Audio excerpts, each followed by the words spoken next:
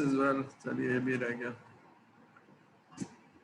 चलिए तो मैं ही जवाब देता हूँ, कोई जवाब नहीं दे रहा है तो प्रॉब्ली राइट डायरेक्शन। अच्छा कोई मैसेज आ रहे हैं? No sir, learning is more important. अच्छा चलिए बात भी सही है। और क्या है? नो सर, ठीक है।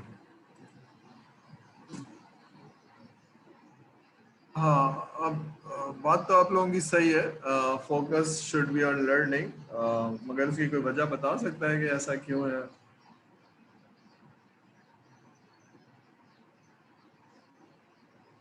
जी, तो anybody would like to explain? Mariam, क्यों है ये गलत?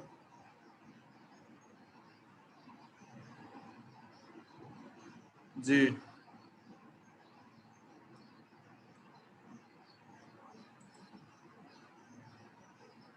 एनीबडी? इसने हाथ खड़ा किया है अपने आप को।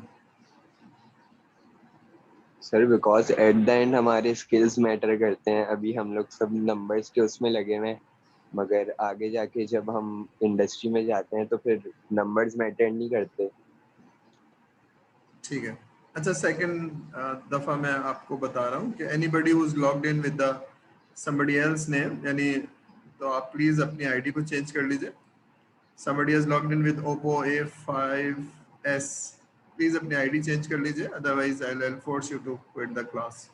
मुझे मालूम होना चाहिए कि कौन कौन लोग हैं क्लास के अंदर। So please change your ID please.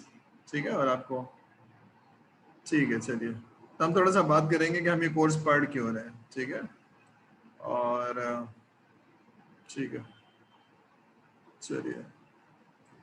हाँ बात सारी ये है कि थोड़ा सा सिमुलेट कीजिए ये 4 साल का जो सफ़र है आपका, जिसमें से एक सेमेस्टर हो गया है और सेकंड सेमेस्टर में आप हैं। तो ट्राई अंडरस्टैंड इस सारे सेमेस्टर्स के अंदर आप कुछ पढ़ेंगे, कुछ सीखेंगे, और एज्यूम कर लिए कि आपके 4 साल हो गए और आप ग्रेजुएट हो गए और आप किसी जगह इंटरव्यू दे रहे हैं, for example a top notch software house, जहाँ पर 4 लोगों की जॉब है और 40 बच्चे खड़े हुए हैं from the various universities, IBS से, एनईडी से, फास्ट से, जो जितनी भी कराची की टॉप यूनिवर्सिटीज हैं, और आप लोग भी खड़े हुए हैं। So what will matter? आप कब कॉन्फिडेंस से खड़े होंगे, कब आप कहेंगे कि ये मुझे जॉब जरूर देगा? Because of your skill set, because of your experience, not because of your GPA. ठीक है ना? जो इंटरव्यू देने वाला है वो आपको इंटरव्यू कॉल तो कर लेगा, लेकिन उसके अलावा जॉब नहीं दे पाएगा unless you have the skill set. तो ये जहन में रखिए। ठीक है? और अगर आप लर्निंग पे फोकस करेंगे तो marks is a by product, marks are by product, क्योंकि आप सीख लिया है तो सर कहीं से भी पूछ लें तो नंबर तो आ ही जाएंगे। ठीक है? और अब ये वही वाली बात है कि आप अगर इंटरव्यू के अंदर हैं तो when you will have the confidence. तो अगर आप इंटरव्यू दे रहे हैं और आपका नॉलेज है, फॉर एग्जांपल मैं एक बैंक में आपका इंटरव्यू कर रहा हूँ, जावा का एक डेवलपर हायर करना है और आप जावा के बड़े बड़े प्रोग्राम बना कर आए हैं एफआईपी के अंदर, then you will have the full confidence, confidence that you can be employed. ठीक है? तो वो कॉन्फिडेंस, नॉलेज आपको, स्किल सेट आपको कॉन्फिडेंस देगी, आप घबराएंगे नहीं। ठीक है? और आप एम्प्लॉय हो पाएंगे। तो try understand that your focus should be on learning. पढ़ के जाइए, टीचर से पूछिए। इस कोर्स में पूरा पढ़ने पे फोकस करिए, लर्निंग पे फोकस करिए, और जो चीज़ नहीं समझ में आ रही है वो टीचर से पूछिए। ठीक है? ठीक है।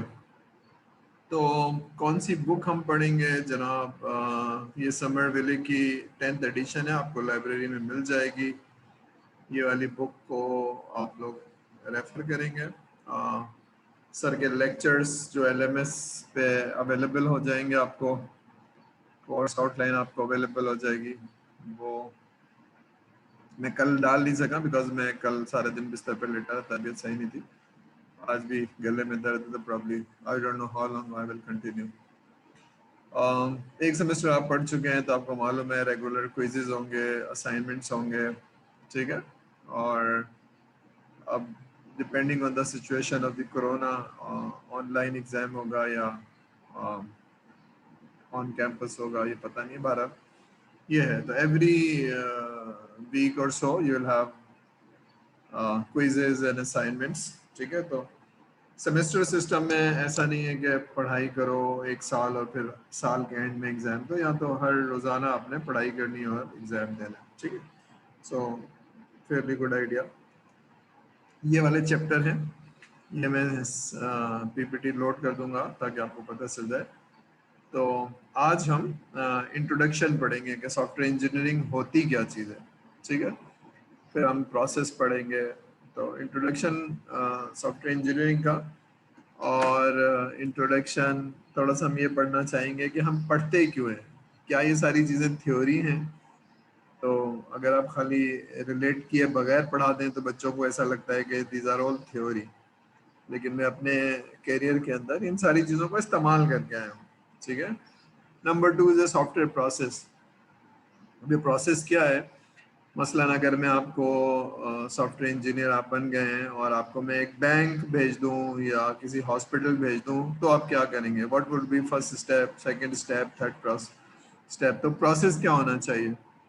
तो प्रोसेस में कुछ पुराने प्रोसेस हैं which is called traditional process, कुछ है न्यू प्रोसेस जो एजाइल या स्क्रम कहलाते हैं। तो चैप्टर 3 में हम एजाइल पढ़ेंगे या स्क्रम पढ़ेंगे। फिर सॉफ्टवेयर इंजीनियरिंग का इंट्रोडक्शन हम पढ़ रहे हैं, लेकिन इसके अंदर बहुत डेप्थ है। सॉफ्टवेयर इंजीनियरिंग के अंदर रिक्वायरमेंट कैसे ली जाती है, तो हम 1 या 2 लेक्चर पढ़ेंगे, इसका टेम्पलेट क्या होता है, इसकी मेथोडोलॉजी क्या होती है, बट ये बहुत सरसरी पढ़ेंगे।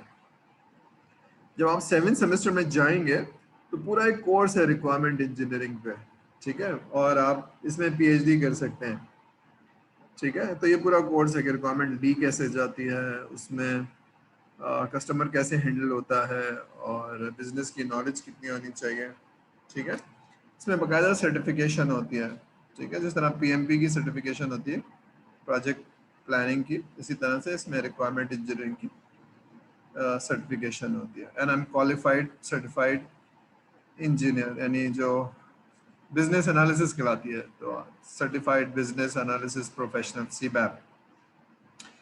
उसके बाद है रिक्वायरमेंट लेने के बाद आप सिस्टम का आर्किटेक्ट बनाते हैं, सिस्टम किस तरह से होगा, कौन सी चीज़ कैसे होगी, ठीक है। तो चैप्टर 5 में हम सिस्टम की modelling, DFD data flow diagram पढ़ेंगे, ईआरडी जो आपने डेटाबेस में पढ़ी है वो चीज़ें देखेंगे, और हम आर्किटेक्ट देखेंगे। अभी आर्किटेक्ट क्या चीज़ होती है, अगर आपको थोड़ा सा ख्याल हो, फेसबुक जो लोग यूज़ करते हैं, तो फेसबुक में एक छोटी सी स्क्रीन है जिसमें टेक्स्ट डालते हैं, तस्वीरें डालते हैं, तो you will have the front end screen. लेकिन वो डेटा कहाँ जाके स्टोर होता है वो किसी को पता नहीं है, ठीक है ना। वो पाकिस्तान में ही होता है या किसी और जगह, तो क्लाउड पे वो डेटा है कहाँ। I am not talking about database कि वो नाम है तो नाम की कितनी बड़ी फील्ड है और कैसे दूसरी फील्ड से अटैच होती है। I am not talking about database, I am talking about architect. Software का आर्किटेक्ट है कैसे, कनेक्टिविटी कैसे होती है फ्रंट एंड बैक एंड की, ठीक है, तो कौन सी लेयर कैसे कनेक्ट होती है, तो दैट इज कॉल्ड आर्किटेक्ट, ठीक है। जैसे अगर आप एलएमएस को देख लें, तो एलएमएस हमारा जो है वो डीएचए सुफा की विद इन डीएचए सुफा लगा हुआ है और आप उसको एक्सेस कर पा रहे हैं घर से, तो ये है आर्किटेक्ट, ठीक है। लेकिन अगर आप लैब में आएंगे तो लैब को बाहर से एक्सेस नहीं कर पाएंगे, लैब को विद इन यूनिवर्सिटी एक्सेस कर पाएंगे। लेकिन एक एलएमएस एक इस तरह का आर्किटेक्ट है कि वो होस्ट किया हुआ है हमने, जो आप घर से एक्सेस कर सकते हैं, तो दैट इज आर्किटेक्ट। मॉडलिंग ये सारी चीज़ें पढ़ेंगे।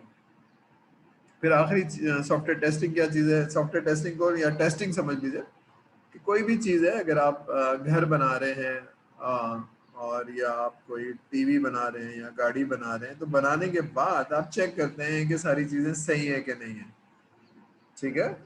तो जिस तरह सिविल इंजीनियरिंग में आप चेक करेंगे, इसी तरह से किसी और इंजीनियरिंग में आप चेक करेंगे। तो जो आपने चैप्टर 4 में पढ़ा होगा, रिक्वायरमेंट क्या थी, कस्टमर चाहता क्या है, फीचर फंक्शनैलिटी क्या है, तो वही आप चेक करेंगे। तो चेक करने का एक तरीका होता है, टेस्ट केस बनाने का एक तरीका होता है, उसके स्टेप्स होते हैं, ये हम पढ़ेंगे। तो we are studying in this course the brief concepts, ठीक है। लेकिन ये पूरे पूरे चैप्टर हैं, पूरे पूरे सब्जेक्ट है आगे चल के। सॉफ्टवेयर टेस्टिंग तो नहीं, लेकिन क्वालिटी इंश्योरेंस का पूरा एक कोर्स है जो 8वें सेमेस्टर में आप पढ़ेंगे। प्रोजेक्ट मैनेजमेंट का पूरा एक कोर्स है जो आप 8वें सेमेस्टर में पढ़ेंगे। रिक्वायरमेंट इंजीनियरिंग का पूरा एक कोर्स है जो आप उसमें पढ़ेंगे, ठीक है। तो दीज आर द कोर्सेज जो आप पढ़ेंगे, और किस वजह से पढ़ेंगे हम थोड़ी सी नेक्स्ट स्लाइड में थोड़ा सा हम आगे बात करेंगे। तो जहन में रखिए कि हम जो भी सॉफ्टवेयर बनाएंगे अपने करियर में, तो ये चीज़ें हमें पता होनी चाहिए। तो आज हम थोड़ा सा पढ़ेंगे कि क्यों ऐसा है, ठीक है। और फिर है chapter 22 project management. Project management क्या होता है? प्रोजेक्ट मैनेजमेंट ये होता है कि जब आप सॉफ्टवेयर बनाते हैं, तीन दोस्त, तो इसमें शायद तीन दोस्तों को मैनेज करने की ज़रूरत नहीं है, लेकिन अगर टीम 50-60 लोगों की है, 100 लोगों की है, तो लोगों से काम लेना, लोगों को काम देना, ये मैनेज करने की ज़रूरत है। तो जो भी आप सॉफ्टवेयर बना रहे हैं, दैट इज़ कॉल्ड प्रोजेक्ट। उस प्रोजेक्ट की एस्टिमेशन, उस पर कितना वक्त लगेगा, कितने लोग लगेंगे, ये सारी चीज़ें एक प्रोजेक्ट मैनेजमेंट, प्रोजेक्ट प्लानिंग में आ जाती हैं, ठीक है। फिर है चैप्टर 24 क्वालिटी मैनेजमेंट। सॉफ्टवेयर तो बना दिया, लेकिन उसमें बहुत सारे बग्स हैं, गलतियां हैं, तो कस्टमर तो उठा के आपके वापस कर देगा सॉफ्टवेयर, ठीक है ना। तो how do you measure the quality of this software? तो उसके कुछ तरीके हैं, ठीक है, कुछ स्टेप्स हैं। तो लार्ज एंड कॉम्प्लेक्स सॉफ्टवेयर बनाने के लिए हमें ये चीज़ें सीखनी होंगी, ठीक है। Last, configuration management. तो ऐसे बच्चे जिन्होंने गिटहब इस्तेमाल किया है, गिटहब, उनको मालूम होगा कि कॉन्फ़िगरेशन मैनेजमेंट क्या होती है। जब यू गॉट लार्ज टीम, यानी अगर आपके पास कुछ लोग कराची में बैठे हुए हैं, कुछ लोग लाहौर में बैठे हुए हैं, और कुछ लोग अमेरिका में बैठे हुए हैं, and every team is working on the same product, तो कहीं स्टोर होगी, कहीं इंटीग्रेट होगी, और कहीं उसका वर्जन कंट्रोल होगा। तो जब लार्ज एंड कॉम्प्लेक्स टीम है, तीन दोस्तों में तो मसला नहीं है, लेकिन लार्ज एंड कॉम्प्लेक्स टीम में, क्योंकि कोई आदमी आपका बीमार भी हो सकता है, कोई आदमी का एक्सीडेंट भी हो सकता है, कोई आदमी छोड़ के भी जा सकता है। तो वो सॉफ्टवेयर कहाँ है, किसके पास है, कहाँ रखा गया है, तो there has to be a place, there has to be a mechanism. तो एज्यूम करिए एक बहुत बड़े सॉफ्टवेयर हाउस में काम कर रहे हैं, तो सॉफ्टवेयर कहाँ रखा जाएगा, सॉफ्टवेयर इंटीग्रेट कैसे होगा, सॉफ्टवेयर रिपोर्ट कैसे होगा, ठीक है, शाम को जाने से पहले कहाँ मुझे अपलोड कर देना चाहिए, ये वो वाली चीज़ है। तो this is the summary of the course. ये सारी चीज़ें हम सीखेंगे, पढ़ने की कोशिश करेंगे, ठीक है। कोई सवाल अभी तक है तो सवाल कर लीजिए, अदरवाइज विल मूव फॉरवर्ड। अभी तक बात समझ में आ रही है आप लोगों को?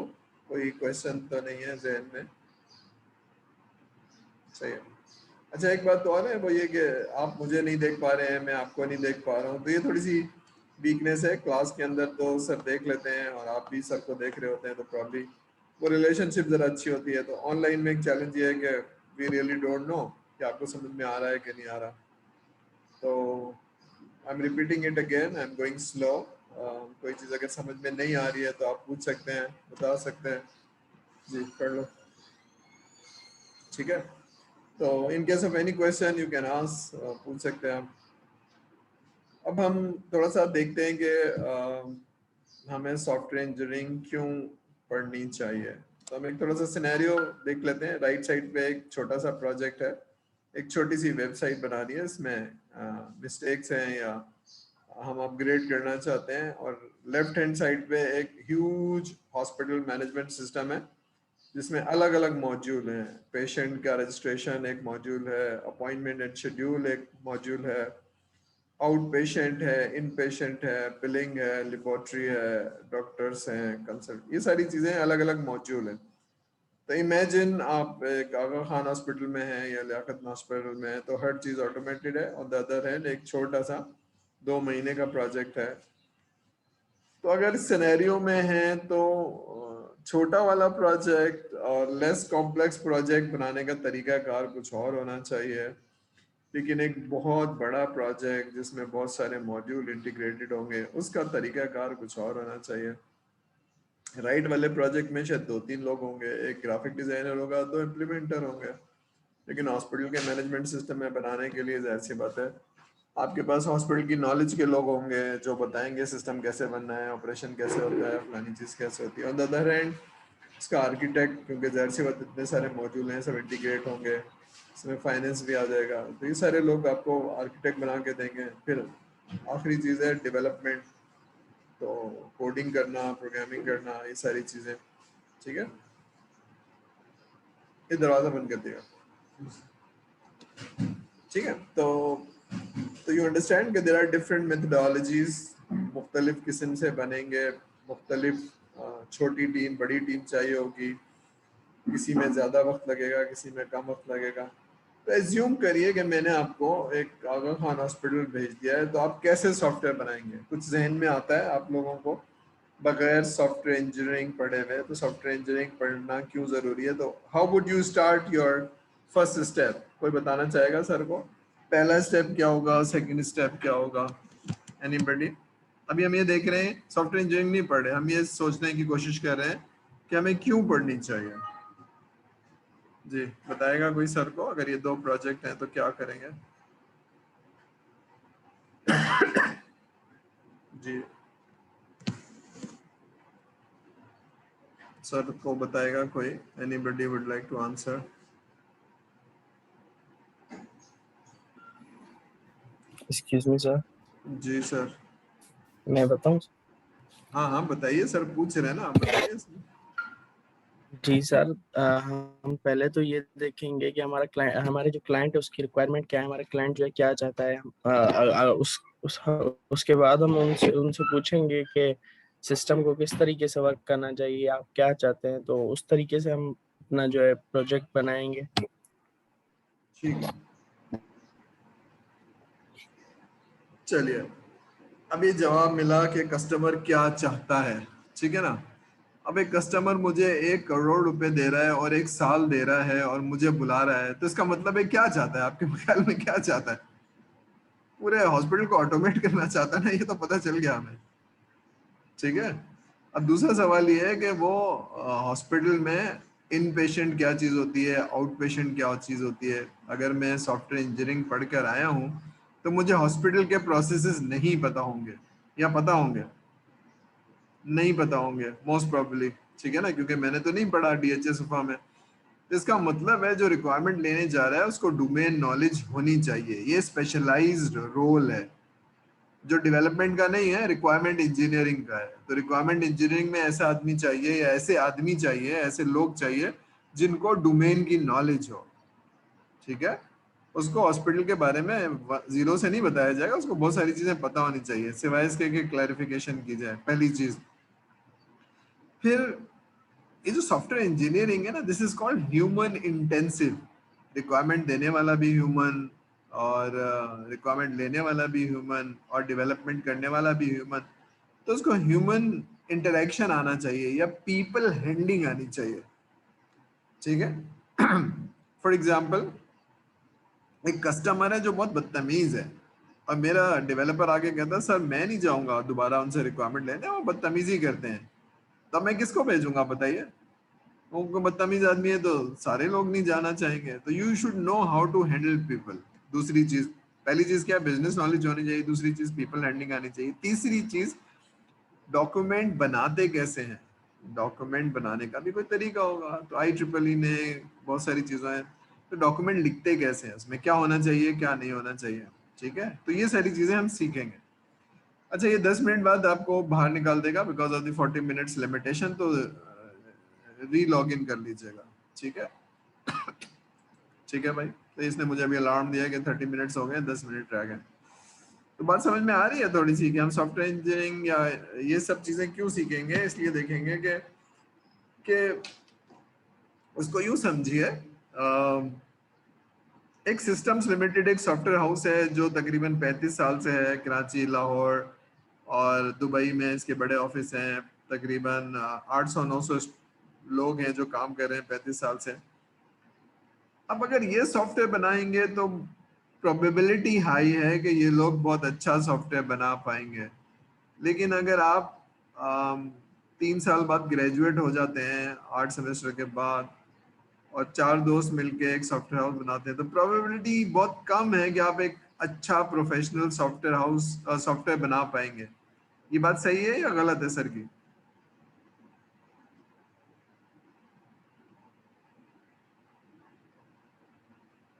हाँ भाई, ये बात सही है या गलत है सर की? कुछ लोग मैसेजेस दे रहे हैं। जी सही है, सही है, ओके। तो क्यों सही है? हमने क्या चीज हमें सीख लेनी चाहिए?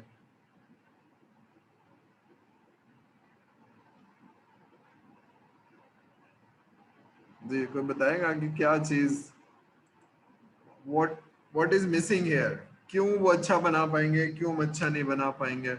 ऐसी क्या चीज है?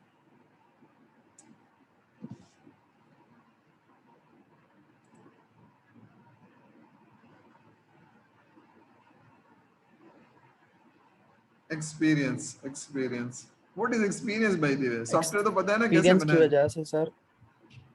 It's not exactly experience, it's not exactly experience. Experience भी है लेकिन नॉलेज भी है, ठीक है? यानी अगर आपको, आप बीएस ना करें और आज मैं आपको कहीं अच्छे सॉफ्टवेयर हाउस में नौकरी दिलवा दूं,